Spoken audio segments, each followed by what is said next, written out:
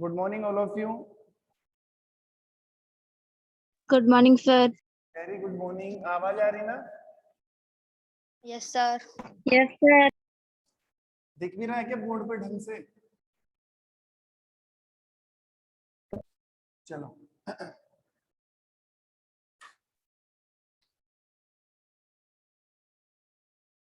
अच्छा अच्छा, ये बताओ पढ़ क्या रहे थे हम? बताना एक बार। कल हमारी क्लास भी पूरी नहीं हो पाई थी, पावर ऑफ हो गया था लाइट नहीं आने की वजह से। कौन सा टॉपिक चालू कर रखा था? बताओ देखिए। मान सिंह, तीसा, सर परमाणु। परमाणु में क्या? परमाणु वाला चैप्टर चालू कर दिया था। परमाणु क्या होता है ये भी समझा दिया था मैंने। आगे क्या किया था? टॉपिक कौन सा छोड़ा था? बताओ। आप लोग भी ध्यान नहीं देते क्लास के अंदर, आपको पता ही नहीं टॉपिक क्या चल रहा था। बताओ। डोल्टन के द्वारा परमाणु के विषय में दिए गए बस। कुछ मुख्य बिंदु। ये मुझे पता था टॉपिक कौन सा चल रहा था, मेरे को तो याद रहता ही है। मैं चेक कर रहा था कि आपका ध्यान रहता है कि नहीं रहता क्लास के अंदर। तो ध्यान रखा करो पूरा। टॉपिक हमारा कौन सा चल रहा था? डोल्टन के द्वारा परमाणु के विषय में दिए गए कुछ मुख्य बिंदु। डोल्टन के द्वारा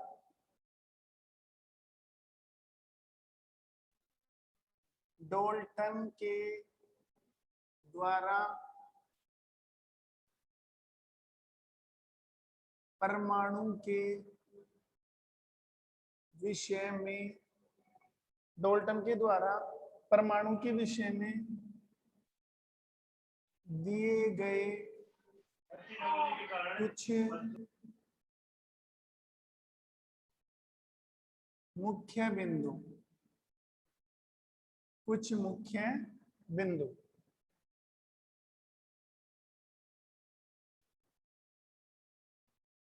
देखो अब डोल्टन ने परमाणु के बारे में क्या बताया था? परमाणु के बारे में कौन कौन से बिंदु बताए वो मैंने कल लिखा तो था। एक मिनट रुकना बेटा, इंक डाल लो। तो वो तो बताया तो था मैंने, 5-6 पॉइंट थे। एक बार फिर से रिवाइज करते हैं उन पॉइंट्स को।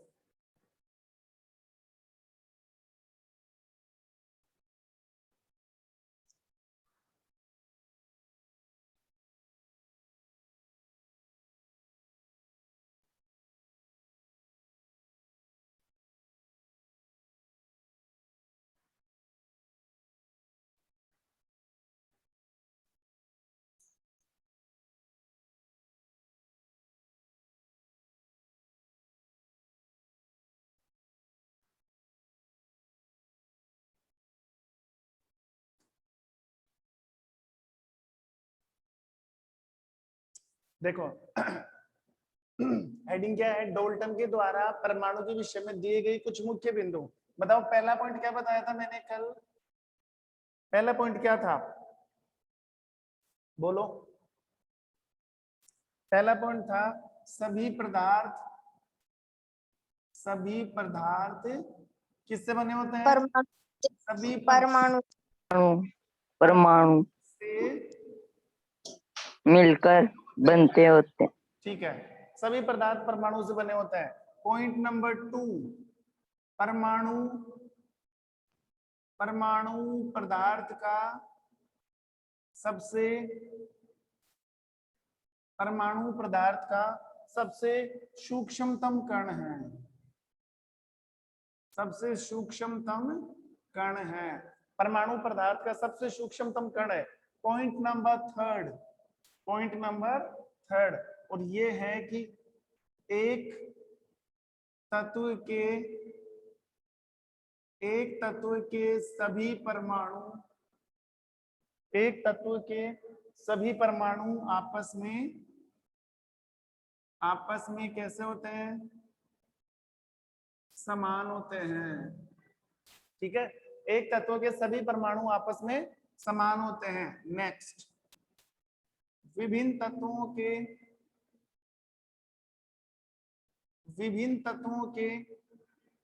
परमाणु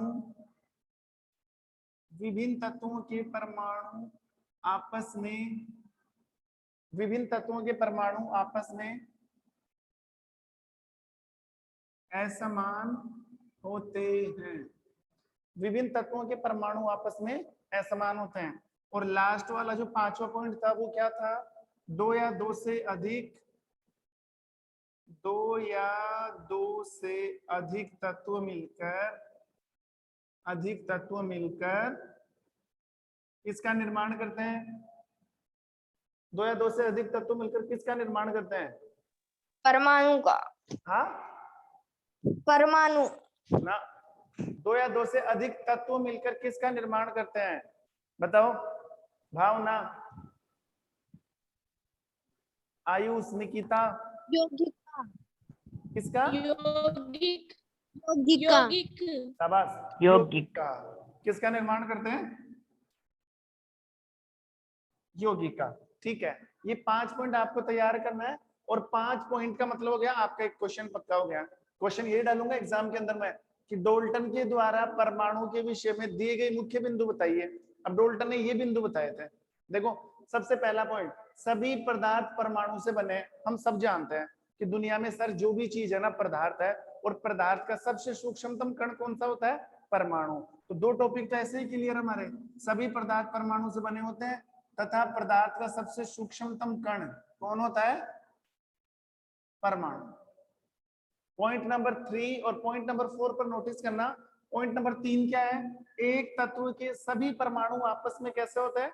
समान। चलो तुम्हारे सामने 4-5 तत्व लिखता हूं मैं। जैसे हाइड्रोजन है, हीलियम है, लिथियम है, बेरिलियम है, बोरोन है, कार्बन है, नाइट्रोजन है, ऑक्सीजन है, फ्लोरीन और नियोन। कितने तत्व लिख दिए मैंने? 10 तत्व। अब यहाँ पर क्या लिखा हुआ है? एक तत्व के सभी परमाणु आपस में कैसे होते हैं? समान। एक तत्व के सभी परमाणु आपस में कैसे होते हैं? समान। देखो कैसे। अब जैसे हाइड्रोजन है, हाइड्रोजन एक प्रकार का क्या है? तत्व। जैसे ऑक्सीजन है, ये एक प्रकार का क्या है? तत्व। कार्बन है, ये एक प्रकार का क्या है? तत्व। एक तत्व के सभी परमाणु, जैसे कार्बन के परमाणु। अब कार्बन तत्व है, कार्बन तत्व के अंदर जितने भी कार्बन के परमाणु होंगे ना, सब आपस में समान होंगे। कार्बन के जितने भी परमाणु हैं सब आपस में कैसे होंगे? समान। ऑक्सीजन के जितने भी परमाणु हैं सब आपस में कैसे होंगे? समान। फ्लोरीन के जितने भी परमाणु हैं सब आपस में कैसे होंगे? समान। कहने का मतलब ये है कि ये कार्बन है। अब इस कार्बन के अंदर जितने भी, जरूरी नहीं कार्बन के अंदर एक ही परमाणु है, कार्बन में बहुत सारे परमाणु हो सकते हैं। तो कार्बन के अंदर जितने भी परमाणु है, मान लो कार्बन कितने नंबर पर आता है? 6 नंबर पर। कितने नंबर पर आता है? 6। और कार्बन में परमाणु कितने मानकर चले हम? 6। ऐसे मान लो कार्बन में 6 परमाणु। ठीक है, कार्बन में कितने परमाणु है? 6। तो कार्बन के जो 6 परमाणु है ना, वो बिल्कुल आपस में समान है, थोड़ा सा भी उनमें चेंज नहीं है। समान कैसे? आकार के आधार पर समान है, रासायनिक और भौतिक गुणों के आधार पर समान है। मतलब बिल्कुल एक दूसरे की फोटोकॉपी है, इनमें थोड़ा सा भी चेंज नहीं है। क्योंकि सारे के सारे परमाणु किसके रह गए? कार्बन के रह गए ना। तो कार्बन के सारे परमाणु आपस में समान है। जैसे मैं कहूं कि मेरे सारे बाल आपस में समान है, एक बाल अलग है, ऐसा है क्या? कि सर एक बाल तो स्ट्रेट है, एक बाल फोल्ड हो रहा है, एक बाल के 2 टुकड़े हो रहे हैं, ऐसा हो ही नहीं है। तो मेरे सारे बाल आपस में समान है, लेकिन मेरे बाल तुमसे अलग है, तो वो तो फिर अलग अलग हो गए ना, वो तो फिर इंसान ही अलग अलग हो गया। ऐसे देखो, तीसरा पॉइंट क्या है? एक तत्व के सभी परमाणु आपस में समान होते हैं। आप कोई सा भी तत्व उठा लो, कोई सा भी तत्व ले लो, उसके अंदर जितने भी परमाणु मौजूद है ना, वो आपस में समान है। और कौन सी दृष्टि से समान है? आकार की दृष्टि से और भौतिक और रासायनिक गुणों की दृष्टि से समान है।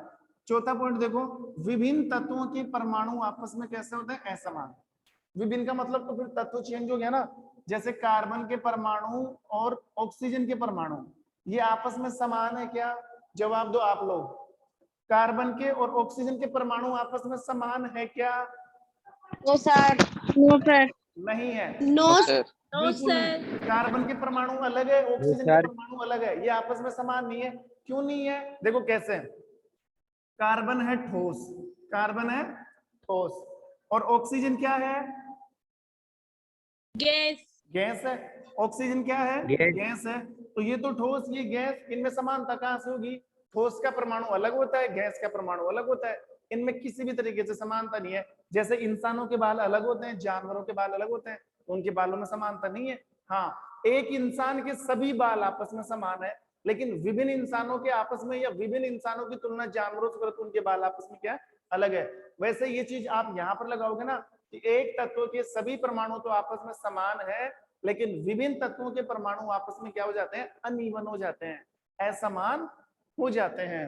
ठीक है, समझ में आ रहा है पॉइंट ऐसे कैसे। और लास्ट पॉइंट कौन सा है, दो या दो से अधिक तत्व मिलकर, दो या दो से अधिक तत्व मिलकर किसका निर्माण करते हैं, यौगिक का। ये तो मैंने पहले ही समझा दिया था तुम्हें। दो तत्व ले लो, जैसे मान लो हाइड्रोजन और ऑक्सीजन मिलकर क्या बना देंगे, H2O। H2O किसका सूत्र होता है, जल। तो जल एक प्रकार का क्या है, यौगिक है। कार्बन और ऑक्सीजन मिलकर क्या बना सकते हैं, CO2, कार्बन डाइऑक्साइड। तो ये भी एक प्रकार की क्या है, यौगिक है। जैसे हाइड्रोजन और क्लोरीन मिलकर क्या बना देंगे, HCl। तो ये भी एक प्रकार का क्या हो गया, यौगिक। तो आपको ये नोटिस करना है, अगर कोई सूत्र आपके सामने लिखा हुआ है और उसमें दो से ज्यादा तत्व आ रहे हैं, दो या दो से ज्यादा तत्व है, बिना सोचे समझे बता देना कि सर ये तो यौगिक है, ये तो क्या है, यौगिक है। जैसे तुम्हारे सामने मैं एक एग्जाम्पल डालूं, एग्जाम्पल क्या है, ध्यान देना। देखो एग्जाम्पल ये है कि H2O, NH3 और एक है ऑक्सीजन। H2O, NH3 और O2, इन तीनों में से यौगिक कौन नहीं है, O2 ये यौगिक नहीं है। O2 नहीं, O2 क्योंकि यौगिक में कम से कम कितने तत्व होने चाहिए, दो। दो दो से ज्यादा चल सकते हैं, लेकिन दो से कम नहीं होने चाहिए। तो देखो यहाँ पर तो दो तत्व आ रहे हैं, हाइड्रोजन ऑक्सीजन, ये तो यौगिक है। नाइट्रोजन हाइड्रोजन यौगिक है, लेकिन इसमें तो अकेला ऑक्सीजन ही है। अब ऑक्सीजन के नीचे चाहे 2 लगे, 10 लगे, 50 लगे, हमें इससे मतलब नहीं है तो अकेला ही ना ऑक्सीजन। तो ये अकेला है ना, अकेला। जो अकेला होता है उसे क्या बोलते हैं, अणु। ऑक्सीजन क्या है, अणु। ठीक है, अणु। ये क्या है, यौगिक। हाँ, अणु। अगर अगर ऑक्सीजन ऐसा होता ना, एक तो होता है O और एक होता है O2, इन दोनों में भी फर्क है। ये बिल्कुल अकेला है, बिल्कुल अकेला है, लेकिन इसके पास दो अणु है। ठीक है, जो बिल्कुल अकेला होता है ना, बिल्कुल अकेला, ये परमाणु होता है। ये क्या होता है, परमाणु। और अणु किसे कहते हैं, दो या दो से ज्यादा परमाणु। जब दो या दो से ज्यादा परमाणु कनेक्ट हो जाते हैं ना, तो फिर वो क्या बन जाता है, अणु। जैसे और एग्जांपल लूं, एक तो है हाइड्रोजन और एक है H2, एक तो H और एक H2। तो H तो क्या है, बताओ बेटा। परमाणु परमाणु H2 क्या है, अणु अणु अणु है। अणु और देखो ये हाइड्रोजन का परमाणु, ये हाइड्रोजन का अणु, और ये हाइड्रोजन का यौगिक। देखो हाइड्रोजन परमाणु के रूप में भी आ रहा है, हाइड्रोजन अणु के रूप में भी आ रहा है, और हाइड्रोजन किस रूप में आ रहा है, यौगिक के रूप में भी आ रहा है। तो कोई भी परमाणु अणु में भी चेंज हो सकता है, और कोई भी परमाणु यौगिक में भी चेंज हो सकता है। ये पहचान है यौगिक की, सबसे बड़ी पहचान है कि उसमें कितने तत्व आने चाहिए, दो या दो से दो ज्यादा। ठीक है, सॉरी अणु की पहचान है कि तत्व तो एक रहेगा, लेकिन परमाणु दो से ज्यादा होंगे। अणु की पहचान क्या है, कि तत्व तो एक रहेगा, लेकिन उसमें परमाणु दो से ज्यादा होते हैं। और फिर एक कौन सा बचा, परमाणु। एक कौन सा बचा, परमाणु। ये लो, तो ये एक पूरा क्वेश्चन तैयार करवा दिया मैंने डोल्टन के द्वारा परमाणु के विषय में दिए गए कुछ मुख्य बिंदु। ठीक है, आगे बढ़ते हैं। देखो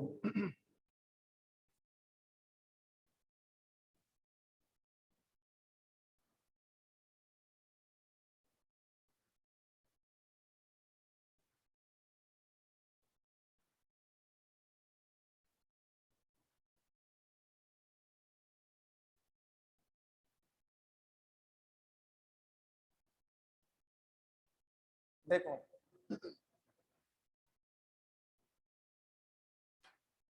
अब जो मैं बताने जा रहा हूं, जो मैं पढ़ाने जा रहा हूं, बहुत इंपॉर्टेंट चीज है, ध्यान देना। और हेडिंग क्या है उसकी, हेडिंग है रासायनिक संयोजन के नियम।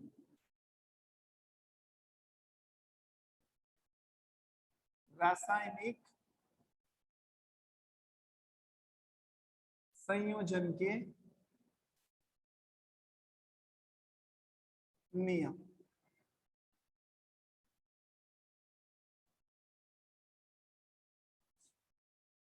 देखो रासायनिक संयोजन के नियम, अब देखो रासायनिक संयोजन के नियम क्या है। एक साइंटिस्ट है जिसका नाम था प्राउस्ट।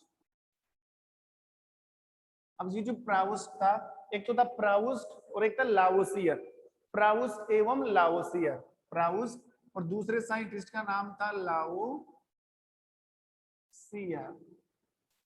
अब ये दो साइंटिस्ट है, एक तो प्राउस्ट है एक लावोसियर है। तो इन्होंने क्या किया, एक नियम दिया रासायनिक संयोजन के नियम। ये वाला नियम प्राउस्ट और लावोसियर ने नियम दिया था रासायनिक संयोजन के नियम। अब रासायनिक संयोजन का नियम क्या है। रासायनिक संयोजन का नियम ये है कि अगर आप कोई भी दो चीजों को मिलाकर तीसरी नई चीज बनाना चाहते हो, आप 9th क्लास में आ गए, आपने 7th क्लास में, थोड़ा सा ध्यान देना बेटा जो बता रहा हूँ, आप 7th क्लास में 8th क्लास में रासायनिक अभिक्रिया पढ़ के आए हो ना। आज से पहले आपने रासायनिक अभिक्रिया का नाम सुना है? जवाब देना एक बार। Yes yes sir. रासायनिक यस सर। रासायनिक अभिक्रिया, ठीक है। और रासायनिक अभिक्रिया में जो बाईं तरफ लिखे जाते हैं उनको क्या बोलते हैं? क्रियाकारक। सुना है, पढ़ा है कभी? Yes sir. क्रियाकारक। और इनके बीच में तीर का निशान और इधर क्या लगाते हैं हम? क्रियाफल। क्रियाफल। क्रियाकारक का एक और नाम है जिसको हम क्या बोल सकते हैं? अभिकारक। अभिकारक। और क्रियाफल को और क्या बोल सकते हैं हम? अभिफल। उत्पाद। उत्पाद। अभिकारक और दूसरा क्या बोल सकते हैं? उत्पाद। तो क्रियाकारक और क्रियाफल मिलकर किसका निर्माण करते हैं? रासायनिक अभिक्रिया का। कहने का मतलब ये है कि क्रियाकारक मिलकर किसका निर्माण करते हैं? क्रियाफल। जैसे मैं एक रासायनिक अभिक्रिया लिखता हूं तुम्हारे सामने। रासायनिक अभिक्रिया है C+O2 क्या बना? CO2। एक और लिखूं मैं 2S2+O2 क्या बना? 2S2O। एक और लिखूं मैं रिएक्शन Mg+O2 क्या बना? 2MgO। इधर दो लगाओ, ये लो। तो ये सब रासायनिक अभिक्रिया है। साइंस के अंदर आपको अगर ये जहां पर भी नजर आएगी ना, आपको समझना है कि सर ये तो रासायनिक अभिक्रिया है। अभी ये मत सोचो कि रासायनिक अभिक्रिया कैसे बन रही है, अभी ये सोचो कि ये रासायनिक अभिक्रिया है। ये क्या है? रासायनिक अभिक्रिया। आप कितनी भी लंबी चौड़ी रासायनिक अभिक्रिया लिख सकते हो, जैसे HCl+NaOH तो क्या बन गया? NaCl+H2O। तो ये भी एक प्रकार की क्या है? रासायनिक अभिक्रिया। ये भी एक प्रकार की क्या है? रासायनिक अभिक्रिया। और आप सोचोगे ये चीजें मैं आपको बीच में क्यों बता रहा हूँ? वो मैं इसलिए बता रहा हूँ कि प्राउस्ट और लावोसियर, दो साइंटिस्ट, प्राउस्ट और लावोसियर, इन्होंने क्या किया? किसी भी रासायनिक अभिक्रिया के लिए या किसी भी रासायनिक संयोजन के लिए, देखो रासायनिक अभिक्रिया, रासायनिक संयोजन एक ही बात है। संयोजन का मतलब होता है जुड़ना। कोई भी दो चीज जुड़ेगी, तीसरी चीज नहीं बनेगी। तो ये भी एक रासायनिक अभिक्रिया है, चाहे आप इसको रासायनिक संयोजन बोल दो। तो प्राउस्ट और लावोसियर ने रासायनिक अभिक्रियाओं के लिए और रासायनिक संयोजन के लिए दो नियम बताए थे। दो नियम से मतलब ये है कि अगर वो दो नियम लागू नहीं होंगे, अगर वो दो नियम फॉलो नहीं किए जाएंगे, तो किसी भी रासायनिक अभिक्रिया का निर्माण नहीं किया जा सकता। रासायनिक अभिक्रिया की भी कुछ विशेषता होती है। देखो यहाँ पर कार्बन और ऑक्सीजन मिलकर क्या बना रहे हैं? Carbon dioxide. ये ऐसे ही थोड़ी मिल गए, कोई ना कोई तो रीजन होगा ना। ये अभिक्रिया ऐसे ही थोड़ी बन गई, ऐसे थोड़ी हमारे मन में आया वही लिख दिया। सब रासायनिक अभिक्रिया फिक्स है। ये है, कैसे होगी, ये ऐसे होगी, ऐसे नहीं कि जो मन में आया वही मिला दिया, नहीं, ऐसा नहीं होता है। रासायनिक अभिक्रिया बनाने के भी कुछ नियम होते हैं, वो नियम फॉलो करने पड़ते हैं। बस वही नियम पढ़ाने जा रहा हूं मैं, रासायनिक संयोजन के नियम, कि किसी भी रासायनिक अभिक्रिया के लिए हमेशा दो नियम फॉलो करने पड़ते हैं। अरे आवाज बंद करो, आवाज बंद।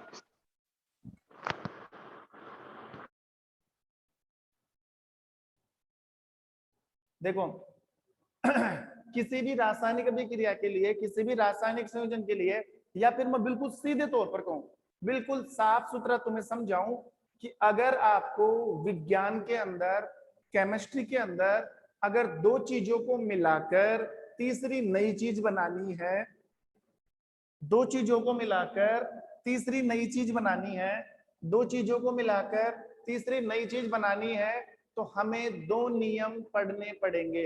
अगर वो 2 नियम लागू नहीं होंगे तो हम 2 चीजों को मिलाकर तीसरी नई चीज नहीं बना सकते। बस अब आगे समझ में। और वो है रासायनिक संयोजन के नियम, और नियम देने वाले 2 वैज्ञानिक, एक प्राउस्ट और एक लावोसिया। तो वो 2 नियम कौन से हैं वो पढ़ते हैं। देखो 2 नियम क्या है। पहला जो नियम है,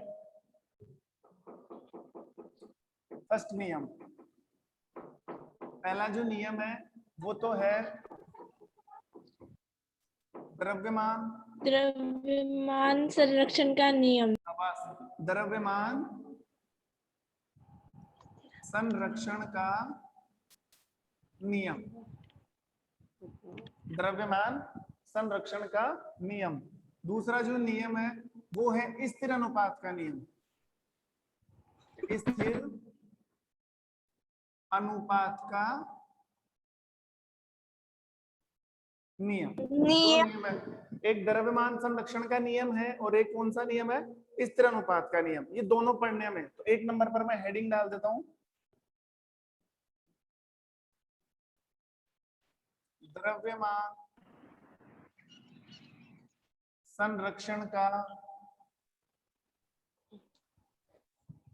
नियम, द्रव्यमान संरक्षण का नियम, यानी कि laws of conservation of mass, laws of conservation of मास।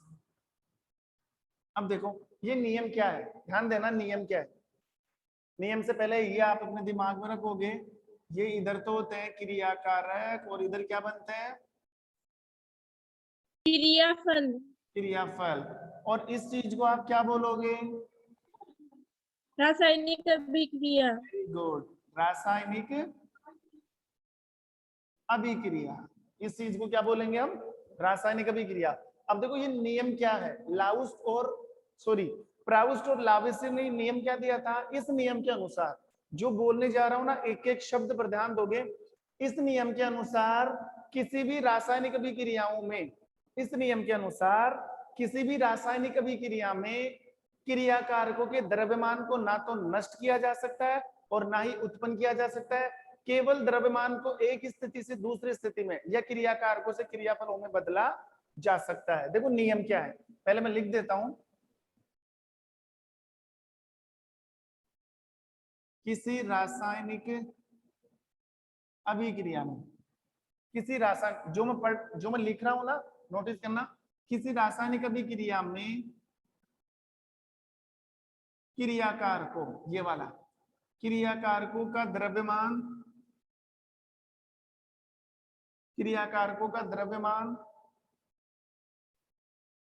ना तो नष्ट कर सकते हैं, क्रियाकारकों का द्रव्यमान ना तो नष्ट कर सकते हैं, ना तो नष्ट कर सकते हैं और ना ही उत्पन्न कर सकते हैं, और ना ही उत्पन्न कर सकते हैं। उत्पन्न कर सकते हैं।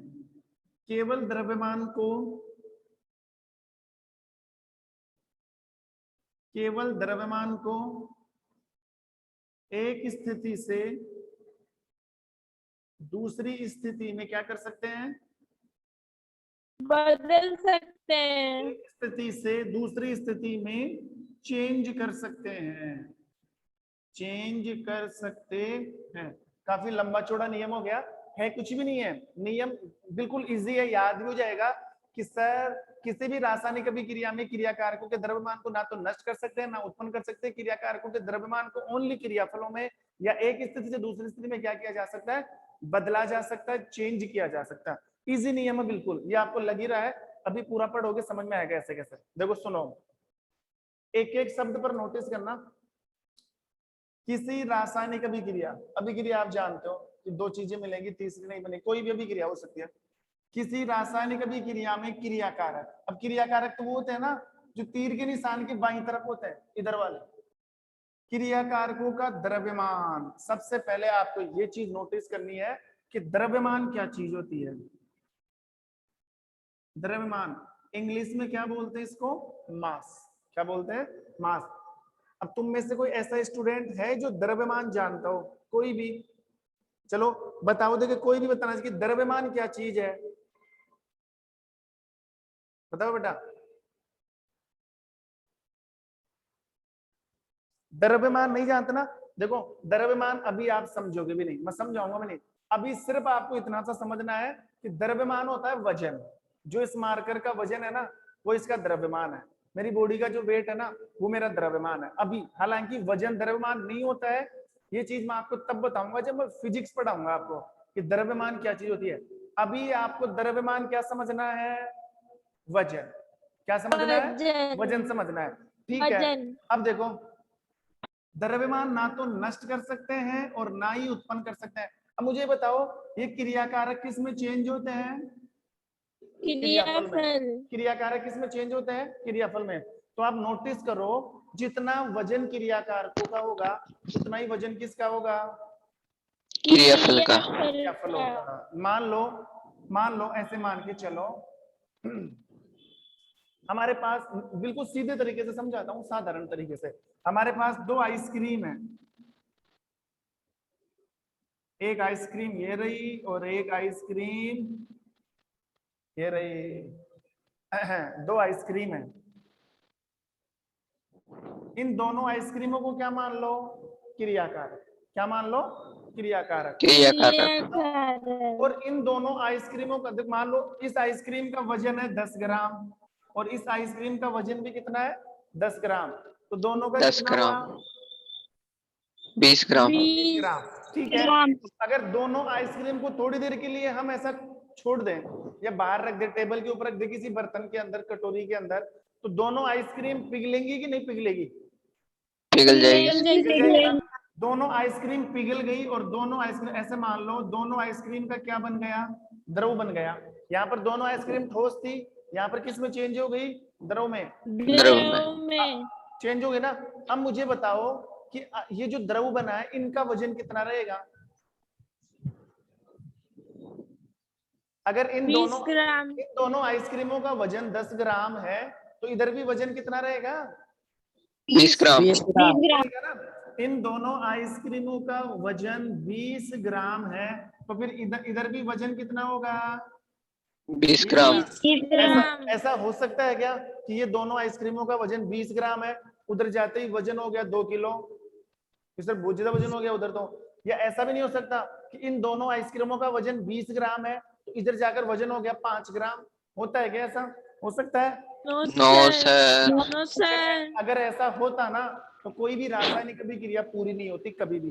तो आप नोटिस करो, देखो किसी रासायनिक अभिक्रिया में क्रियाकारकों का द्रव्यमान ना तो नष्ट कर सकते हैं, ये क्रियाकारक है और इनका द्रव्यमान कितना है? 20 ग्राम।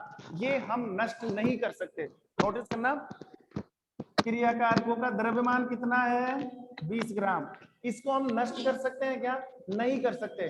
अगर नष्ट करते ना तो इधर 20 की जगह कितना आता? या तो 5 या 10 या 15। तो नष्ट कर ही नहीं सकते। जितना द्रव्यमान क्रियाकारकों का होगा उतना ही द्रव्यमान क्रियाकारकों से बने हुए क्रियाफलों का होगा, क्योंकि क्रियाकारक ही किस में चेंज होते हैं? क्रियाफल में। ये दोनों चीज अलग नहीं है। क्रियाकारकों से ही क्या बनते हैं? क्रियाफल। तो जो चीज क्रियाकारकों में रहेगी वही तो चीज किस में रहेगी? क्रियाफलों में। बस ये है कि वो मिक्स हो गई, ये है कि वो क्या हो गई? मिक्स हो गई। है तो वही चीज ना। जैसे मैं एक और एग्जांपल दूं आपको, मान लो यहां पर है दूध, चाय पत्ती, दूध, चाय पत्ती और चीनी। तो इधर जाकर क्या बन गई? चाय। इधर जाकर क्या बन गई? चाय। तो ये जो ये दूध, चाय पत्ती और चीनी है, तो ये चाय बन गई। तो चाय भी तो चाय पत्ती, दूध और चीनी तो है। बस शर्त ये है कि ये तीनों मिक्स होकर क्या बन गई? ये। बाकी चीज तो एक ही है, चाय। जो चीज इधर है वही चीज इधर है। समझ में आ रहा ना? जो चीज इधर है वही तो इधर है। अब सोचो, इधर दूध मान लो 10 ग्राम हो, चाय पत्ती मान लो 5 ग्राम हो, चीनी मान लो 15 ग्राम हो, टोटल कितना हो गया? 20 ग्राम 20 ग्राम टोटल कितना हो गया? 30 ग्राम। 20 ग्राम और अगर इधर जो चाय बनेगी वो कितनी बनेगी? 30 ग्राम 30 ग्राम ही तो बनेगी ना। चाय भी कितनी ग्राम बनेगी इधर? 30 ग्राम तब हम कह सकते हैं कि किसी रासायनिक अभिक्रिया में क्रियाकारकों का द्रव्यमान ना तो नष्ट कर सकते हैं ना ही उत्पन्न कर सकते हैं। नष्ट का मतलब यहाँ पर 20 ग्राम है तो इधर भी कितना है? 20 ग्राम। इसका मतलब 20 ग्राम ना तो हमने नष्ट किया है और ना ही उत्पन्न किया है। अगर ऐसा होता ना तो यहाँ पर अगर उत्पन्न होता, अगर क्रियाकारकों का द्रव्यमान हम उत्पन्न कर सकते थे, बढ़ा सकते थे, तो इधर 20 की जगह में कितना मिलता? 50। और अगर कम करते 25 तो इधर 50 50 की जगह कितना मिलता? 5। ऐसा होता ही नहीं है। 5 ग्राम जितना द्रव्यमान क्रियाकारकों का होगा उतना ही द्रव्यमान किसका होगा? बोलो। क्रियाफलों का क्रियाफल का क्रियाकारकों के द्रव्यमान को कभी भी नष्ट नहीं कर सकते, क्रियाफलों के द्रव्यमान को कभी भी उत्पन्न नहीं कर सकते। हाँ, सिर्फ हम चेंज कर सकते हैं। द्रव्यमान को बदला जा सकता है एक स्थिति से दूसरी स्थिति में, एक पोजीशन से दूसरी पोजीशन में। यहाँ पर ठोस था तो यहाँ पर द्रव बन गया, मतलब इस द्रव्यमान को हमने इसमें चेंज कर दिया, इस द्रव्यमान को हमने इसमें चेंज कर दिया, लेकिन कम ज्यादा नहीं कर सकते। ना तो द्रव्यमान कम होगा ना ज्यादा होगा, बस आप उसको क्या कर सकते हो? बदल सकते हो। तो इस ऐसे नियम को क्या बोला जाता है? द्रव्यमान संरक्षण का नियम। अब एक बार ध्यान देना, देखो द्रव्यमान का मतलब समझ ही गए। द्रव्यमान का मतलब क्या समझ रहा है आपको? वजन। और संरक्षण का मतलब होता है फिक्स। संरक्षण का मतलब क्या होता है? फिक्स। ना तो फिक्स का मतलब ना तो द्रव्यमान बढ़ेगा ना द्रव्यमान घटेगा, द्रव्यमान घटेगा। तभी तो इसका नियम का नाम निकाल दिया, द्रव्यमान संरक्षण का नियम। द्रव्यमान संरक्षण का नियम। जैसे मैं एक नियम रासायनिक अभिक्रिया लिखूं, देखो ये तो मैंने देसी तरीका अपनाया है, ये तो समझाने का कौन सा तरीका था? देसी तरीका। अब आप साइंटिफिक तरीका ले लो। किसी एक अभिक्रिया लिखता हूं मैं, अभिक्रिया मान लो नॉर्मल अभिक्रिया ले लो, कार्बन और ऑक्सीजन क्या बन रहा है? CO2। क्या बन रहा है? तो ये दोनों CO2 ये दोनों क्या है? क्रियाकारक। ये क्या है? क्रियाफल क्या हो गया? क्रियाफल।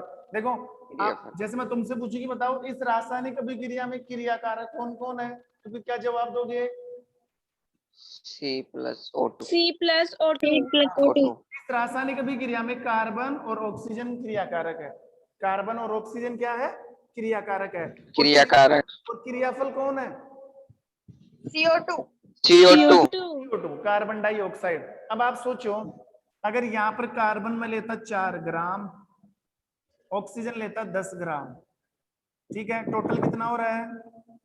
14 ग्राम। 14 ग्राम। इधर 14 ग्राम। CO2 कितने ग्राम बनेगी? 14 ग्राम। 14 ग्राम। बिल्कुल एग्जैक्टली राइट आंसर है। CO2 कितना बनेगी? 14 ग्राम।